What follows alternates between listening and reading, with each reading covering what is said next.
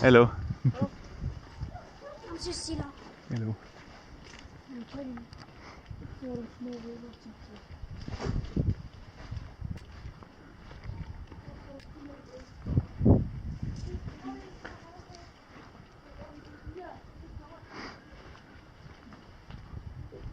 Right. Hello there, welcome back.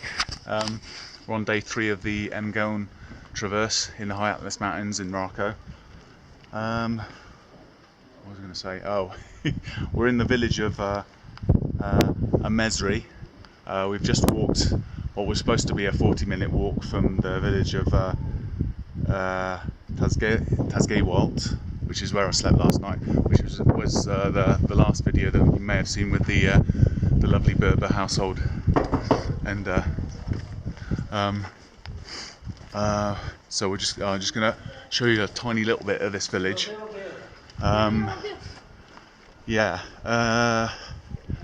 Basically the last day of my trek yesterday was pretty tough going, and that was only because I didn't have a guide and had to guess most of the way. I did take 2 wrong turns, but that made it more of an adventure. The last hour of my trek was in darkness, which was actually, thankfully, after the pass, although there was, as you can see, there is snow all around in the mountains here, and I make a rough guess that nobody's been over the pass in about 3 days. I'm the only one stupid enough to try it. But anyway, and I have suffered a little bit with my feet, which is why the 40-minute walk to this village has taken well over an hour. Apparently the last day, the 3rd day of this trek, is about 18 kilometers. There's no way I'm going to put my feet through that today, so I'm going to get to a village that's about halfway in between, and then probably call it a day in, or wild camp before then, because we'll be at a slightly lower altitude. What else did I want to say? Yeah, because it was dark last night. Hello.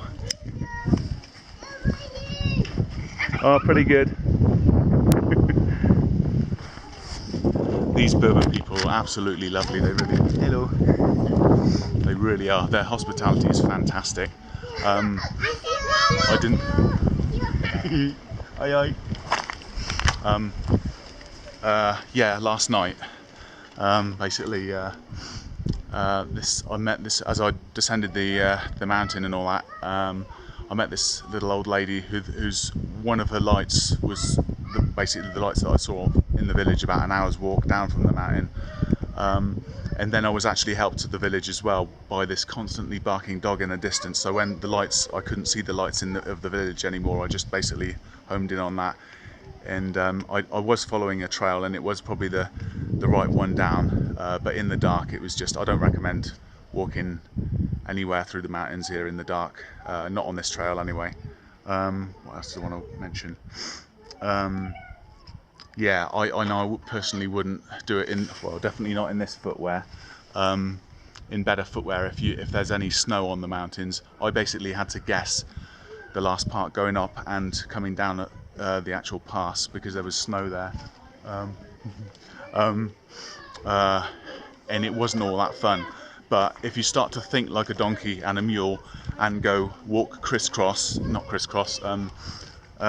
switchback on yourself like a zigzag down the mountain,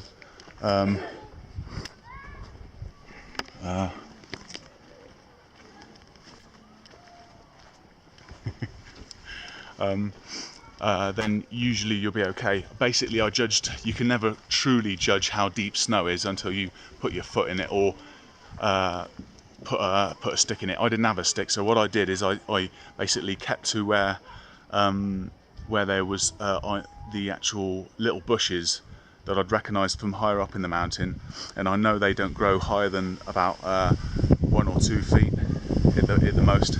Hello. How do? Aye. Nice to meet you. Cool. Oi.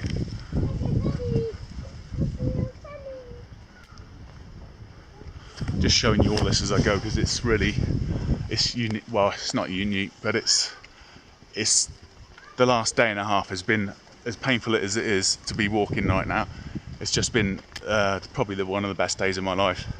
One of the hardest as well, going over the pass and all that, but don't let that put you off. But please do take this section, the second day of this traverse, with a guide. It makes it so much easier. You don't have to guess where you're going. But if you are silly enough to do it on your own, which I don't recommend, you can follow, and you have to move at a slow pace to notice them. The little red dots that the little red dots of spray paint that the Berbers leave to mark their trail. And occasionally there's a red arrow that points the direction of the trail as well. I'm just going to pan you into all this. Hopefully I get all this.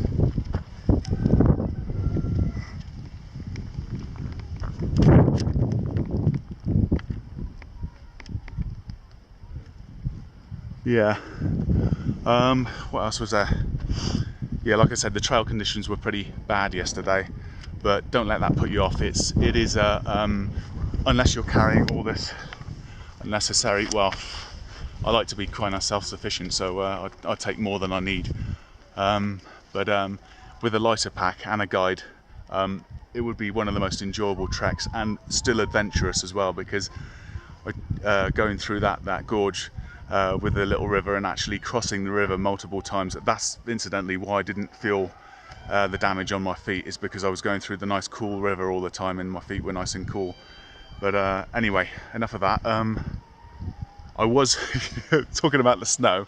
I was tempted to take my roll mat out yesterday in toboggan down the actual last part of the downside of the pass, but I thought, no, don't do that, because you know, then I won't be going.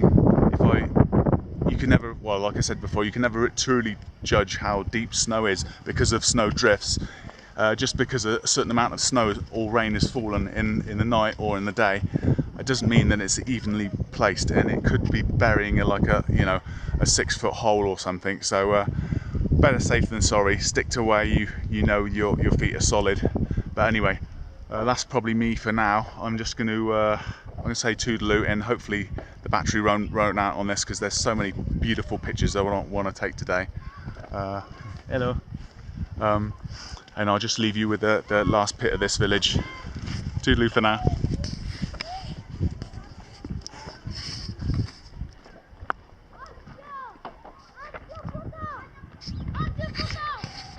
Bonjour.